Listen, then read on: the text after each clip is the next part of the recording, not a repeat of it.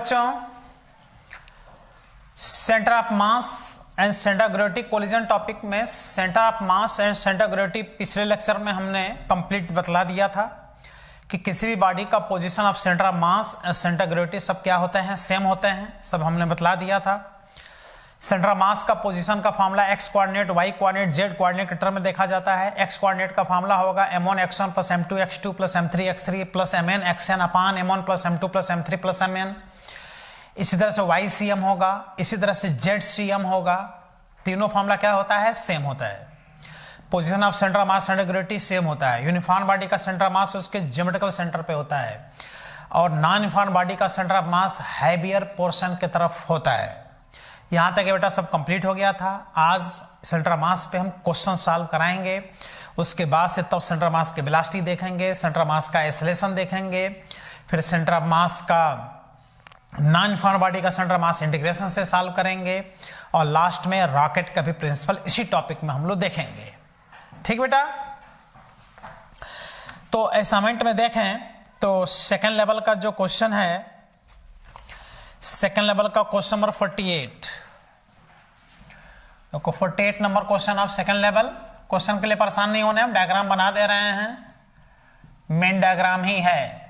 Assignment से question अभी देखो तो कोई दिक्कत नहीं है, यहीं से समझ में आ जा रहा है। कह रहा है कि 4 पार्टिकल्स हैं, एक स्क्वायर के 4 कॉर्नर्स पे 4 पार्टिकल्स रखे गए हैं। एक पार्टिकल यहाँ है, एक पार्टिकल यहाँ और एक पार्टिकल यहाँ और एक पार्टिकल यहाँ, टोटल 4 पार्टिकल्स हैं। ये ए है, बी, सी और डी। इसका साइड है बेटा 5 सेंटीमीटर, 5 सेंटीमीटर साइड।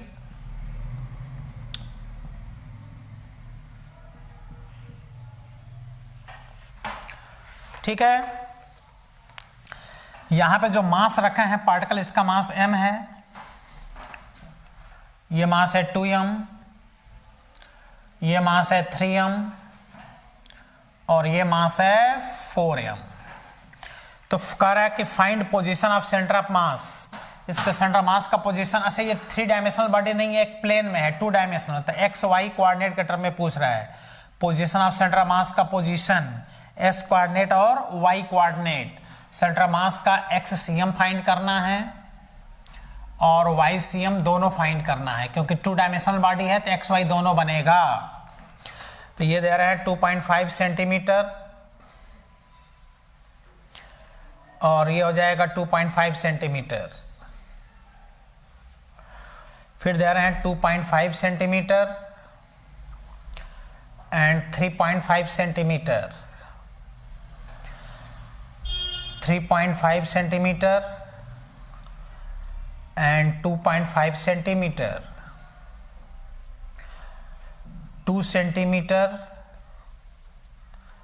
और 4 सेंटीमीटर। देख रहे हो, ये एक्स कोऑर्डिनेट है, ये वाई कोऑर्डिनेट है। इस तरह से इसका सेंटर मास का पोजीशन बतलाना है। तो एक खास बात देख रहे हो क्वेश्चन में कि हर जगह अगर मास सेम होता तो सेंटर मास एकदम ज्योमेट्रिकल सेंटर पे होता। यहाँ मास कम है, यहाँ थोड़ा ज्यादा है, यहाँ थोड़ा ज्यादा है और ज्यादा, सेंटर मास का यहाँ कहीं पोजीशन आएगा, हैवियर पोर्शन की तरफ यहाँ कहीं पोजीशन आएगा। तो उसी का कोऑर्डिनेट बताना है, x c m y c m का पोजीशन बताना है, यहाँ कहीं आएगा, देख लो।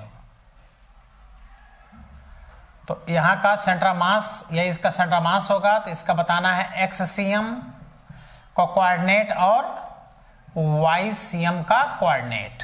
अब कहां से बताना है बताओ, ए पॉइंट से। कह रहा है कि ए पॉइंट से बताओ, तो जिस पॉइंट से पूछेगा उसी को ओरिजिन मान लेंगे। तो जो ओरिजिन मान लेंगे बेटा, तो ये हो जाएगा एक्स एक्सिस, ये हो जाएगा वाई एक्सिस। इसको ओरिजिन मानेंगे तो इसका कोऑर्डिनेट हो जाएगा 0 0, यही हो जाएगा x1 y1। इसका कोऑर्डिनेट सोचो, देखो यहां से यहां तक डिस्टेंस है 5 और y 0 है, तो देखो 5 0।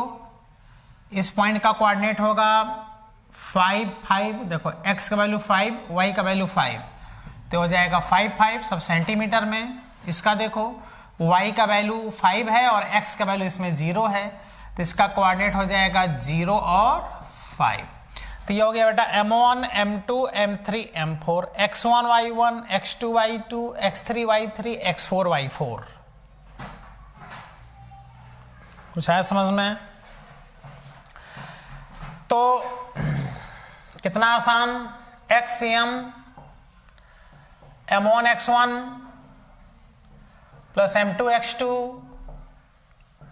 प्लस M3 X3, कहाँ तक लिखेंगे? कैसे लिखते जाएंगे क्या? नहीं, 4 पार्टिकल हैं इस सिस्टम में, 4 पार्टिकल, तो 4 ही बार लिखेंगे इसको। अपान M1 plus M2 plus M3 plus M4, जितने सिस्टम में पार्टिकल होंगे उतनी बार फॉर्मूले को लिख के क्वेश्चन सॉल्व करेंगे। तो M1 का वैल्यू देखो M इंटू X1 का वैल्यू 0, कोऑर्डिनेट देखो यहां से 0, M2 का वैल्यू 2m, X2 का value 5, 2m into 5, 3m into 5,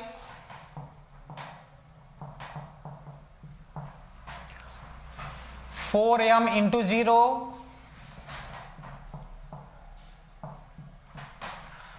अपान m plus 2m plus 3m plus 4m, सबका सम होगा ना मास का। तो देखो ये 0 आ गया, ये 10m आ गया, ये भी 0 आ गया, ये आ गया देखो 15m, तो 10m और 15m मिलके हो गया 25m, अपान इसका सम करो 7 और 3 10m, मास से मास कैंसिल आउट हो गया, देखो ये आ गया x कोऑर्डिनेट 2.5 सेंटीमीटर आ गया। अब ऐसे ही फाइंड करेंगे बेटा y coordinate, M1 y1 plus M2 y2 plus M3 y3 plus M4 y4, 4 particle है ना, 4 पार्टिकल के लिए 4 बार लिखेंगे, अपान सभी पार्टिकल के मास का sum, total mass M1 plus M2 plus M3 plus M4, M1 का वैल्यू M और Y1 का वैल्यू 0, तो हो जाएगा M into 0 plus 2m into 0 plus 3m into y का वैल्यू 5 प्लस 4m इंटू 5, देखो ना ये भी 5 है, अपान सभी मास का सम m plus 2m plus 3m plus 4m, इसको सॉल्व करेंगे तो ये 0 आ गया, ये भी 0 आ गया, ये आ गया देखो 15 और 20, ये आ गया 35m अपान 10m, तो ये आ गया 3.5 सेंटीमीटर। बोलो अब हम लोग क्या करेंगे, आंसर लिखेंगे। तो आंसर लिखेंगे तो सेंटर ऑफ मास का पहले x कोऑर्डिनेट हो जाएगा 2.5 सेंटीमीटर और y कोऑर्डिनेट हो जाएगा बेटा 3.5 सेंटीमीटर। कुछ आया समझ में कैसे इसके क्वेश्चन सॉल्व हो रहे हैं? कौन सा आंसर मिला देखो, 2.5 सेंटीमीटर और 3.5 सेंटीमीटर, बी ऑप्शन बेटा इसका सही है। जितने पार्टिकल रहेंगे वैसे ही फॉर्मूला सेट हो जाना है, उतने डिस्टेंस तक फॉर्मूला हम लोग को लिख लेना है। और ज्यादा पार्टिकल होते तो फॉर्मूला क्या हो जाता और आगे बढ़ता चला जाता है।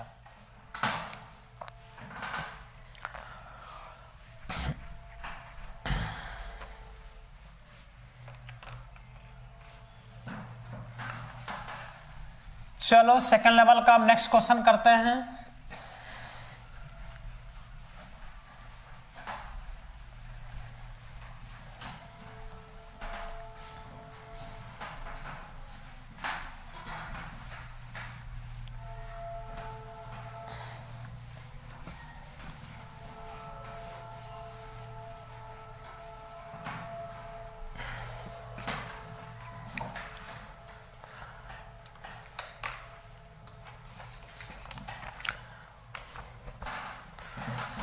Question number 49 number question of second level.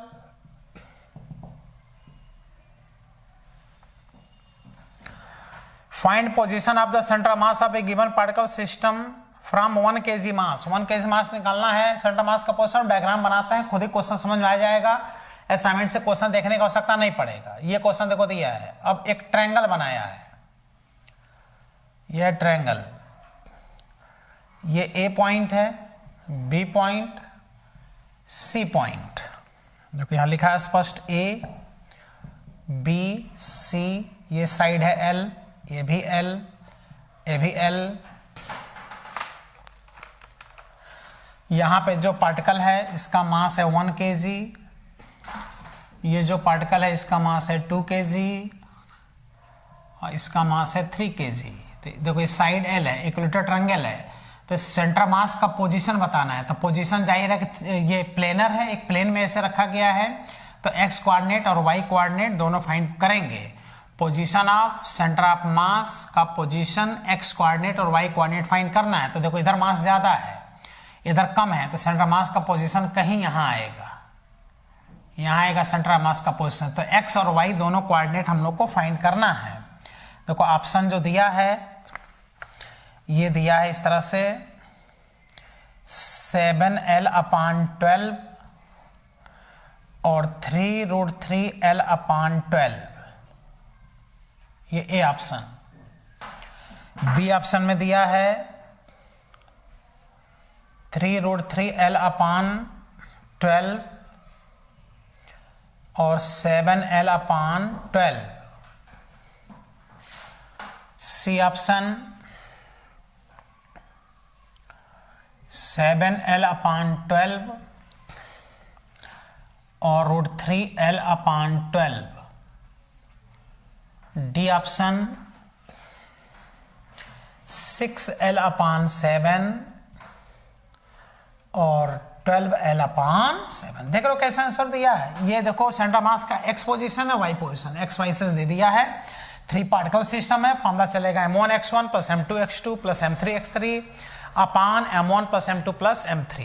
तो वीडियो को बेटा रोको, पास करो वीडियो को और अपने मन से थोड़ा सॉल्व करके एक बार देखो क्वेश्चन कर पा रहे हो कि नहीं। लेकिन क्वेश्चन करने के लिए पोजीशन ऑफ सेंटर मास कहां से फाइंड करना है, 1 kg से। 1 kg को ओरिजिन मान लेंगे, ये हो जाएगा एक्स एक्सिस और ये क्या हो जाएगा वाई एक्सिस। सॉल्व करो बेटा सब लोग। एक क्वेश्चन सॉल्व करोगे तो क्लियर हो जाएगा कैसे क्वेश्चन को सॉल्व करना है।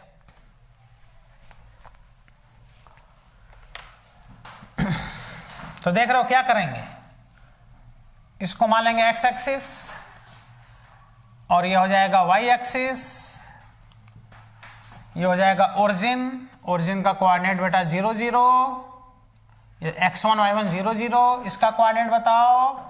देखो यहां से ये डिस्टेंस l और y डिस्टेंस 0, इसका कोऑर्डिनेट लिखने में खास बात, यहां से ये हाइट देखना पड़ेगा और ये डिस्टेंस देखो l/2 होगा, l/2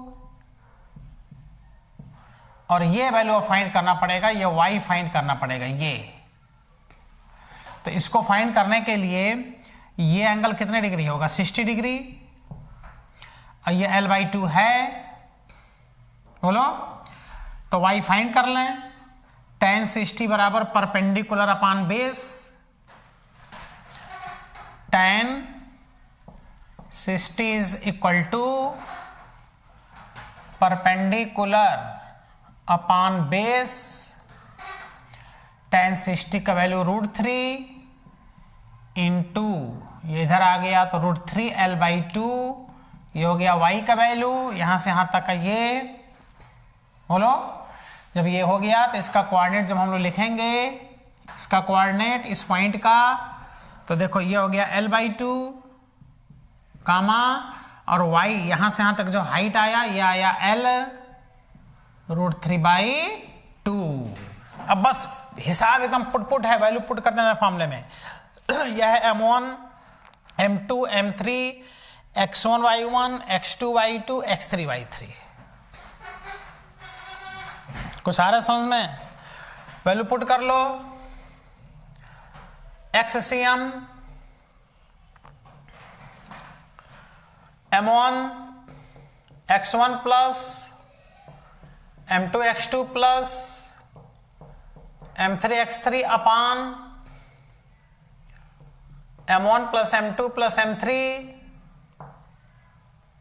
वैल्यू पुट करो। देखो m1 1 kg, x1 0, तो दोनों का मल्टीप्लाई सीधे हम 0 लिख दे रहे हैं। ये देखो x2 m2 इज 2 और x2 इज l, तो आ गया 2l, m3 इज 3 और x3 इज l बाई 2, तो आ गया 3l/2 अपान सभी मास का सम 1 + 2 इज 3 प्लस 3 इज 6, तो यह आ गया 7l/12, 7l/12 आ गया। 7l/12 यहां भी है, यहां भी है, ठीक है। अब फाइंड करते हैं YCM, तो हो जाएगा m1y1 plus m2y2 plus m3y3 अपान m1 plus m2 plus m3, m1y1 देखो 1 into 0 0, m2y2 2 into 0 0, m3y3 3 into l√3/2, तो 3√3l/2 अपान सबका सम 6, तो यह आ गया 3√3l/12। इसलिए सेंटर ऑफ मास का जो पोजीशन आया, पहले x कोऑर्डिनेट लिखेंगे 7l/12, फिर y कोऑर्डिनेट लिखेंगे 3√3l/12। ये कैंसिल भी होगा, लेकिन कैंसिल नहीं करेंगे, जैसा आंसर दिया है देखो ये आंसर आ गया। तो एकदम आसान होता है, अलग अलग पार्टिकल का कोऑर्डिनेट डिसाइड करना पड़ता है, और सिस्टम में जितने पार्टिकल होते हैं उस हिसाब से फॉर्मूला डेवलप करके और क्वेश्चन को सॉल्व कर लेते हैं। ये पहला ऑप्शन देखो यहां पर मिल रहा है, फर्स्ट ऑप्शन। आज समझ में बेटा, कंप्लीट करो तो नेक्स्ट क्वेश्चन सॉल्व करते हैं।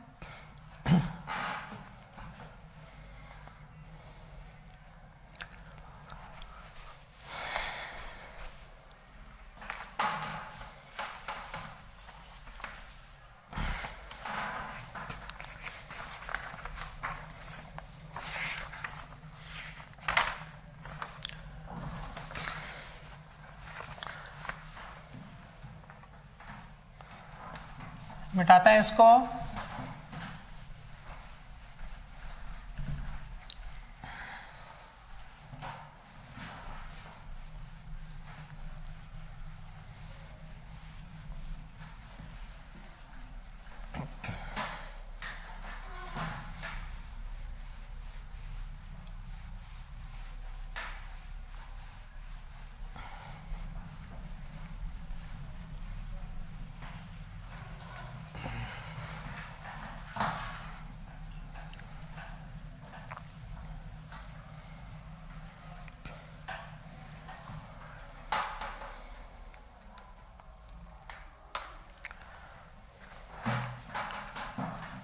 फर्स्ट लेवल से question number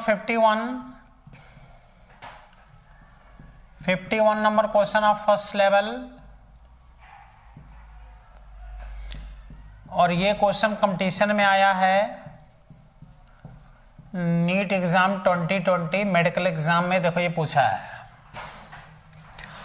2 particles of mass 5 kg and 10 kg respectively are attached the 2 ends of a rigid rod of length 1 meter with negligible mass. The center of mass of the system from 5 kg particle is nearly at a distance of, देख लो 2 particles हैं और ये massless rod से दोनों connect हैं, इसका कोई मास नहीं है रॉड का। तो ये हो गया m1, ये दिया है 5 kg और ये दिया है 10 kg। ये दोनों 1 मीटर के डिस्टेंस पे रखे गए हैं। यहां से डिस्टेंस है 1 मीटर। तो इसका सेंटर मास का पोजीशन यहां से बताना है 5 kg से। तो बताओ इसका सेंटर मास होगा एक्स एक्सिस पे ही तो होगा। इसका मतलब केवल XCM फाइंड करना है। इसका सेंटर मास यहां से यहीं कहीं होगा। देखो इधर मास ज्यादा है तो यहां कहीं पोजीशन होगा सेंटर मास का, तो यहीं से इसका पोजीशन बताना है। आ रहा समझ में? तो ऑप्शन दिया है, आंसर दिया है 33 सेंटीमीटर, 50 सेंटीमीटर, 67 सेंटीमीटर और ये हो जाएगा 80 सेंटीमीटर। ठीक है बेटा।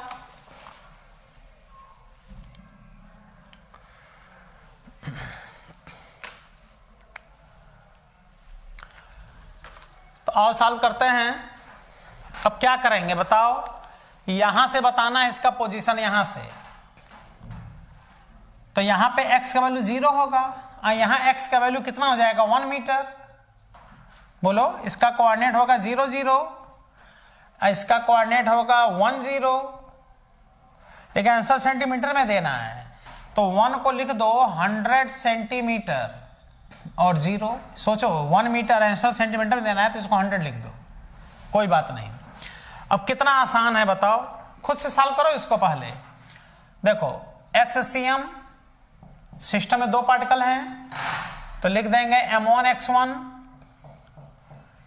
प्लस M2x2 अपान M1 प्लस M2। 2 ही तो पार्टिकल हैं देखो, और x एक्सिस पे इसका सेंटर मास होगा इसलिए YCM नहीं, बस XCM निकालना है। देखो एक ही आंसर इसमें दिया है। अब बोलो M1x1 5 into 0 is 0, M2x2 10 into 100 centimetre में आएगा। देखो 10 इंटू 100 अपान दोनों का सम हो गया 15, तो हो गया 1000 अपान 15। 5 से इसको डिवाइड कर दो तो ये हो गया 200 अपान 3। बोलो 200 अपान 3। तो 200 अपान 3 को जो डिवाइड करोगे तो नियर अबाउट देखो आ जाएगा ये 67 सेंटीमीटर। देख लो नियर अबाउट 67 सेंटीमीटर XCM आ गया। तो एकदम आसान क्वेश्चन पूछ दिया है। हम तो 3 पार्टिकल 4 पार्टिकल का क्वेश्चन कराए हैं। एग्जाम में जो आया है मेडिकल एग्जाम में, कंपटीशन में, नीट एग्जाम में 2 पार्टिकल सिस्टम का क्वेश्चन आया है। सीधे फॉर्मूला अप्लाई करके क्वेश्चन सॉल्व कर लेना था। आंसर कितना है बेटा 67 सेंटीमीटर। कुछ क्लियर हुआ? कितना आसान, इस क्वेश्चन देख के समझ में आ जाता है कि हमको कैसे क्वेश्चन को सॉल्व करना है। 2 पार्टिकल सिस्टम का क्वेश्चन सीधे कंपटीशन में ये आया था।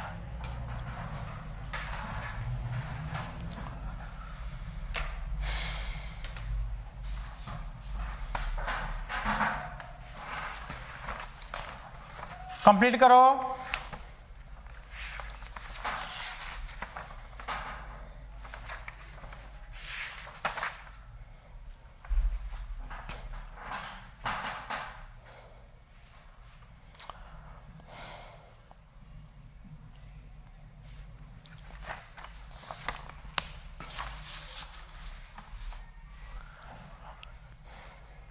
तो सेंटर मास का बेटा हमने सारा कॉन्सेप्ट बता दिया, पिछले लेक्चर में सारे फॉर्मूले बता दिया, और आज इस कॉन्सेप्ट पर हमने देखो क्वेश्चन करा दिया। इस आइडिया लगेगा कैसे क्वेश्चन हम लोग को सॉल्व करना है।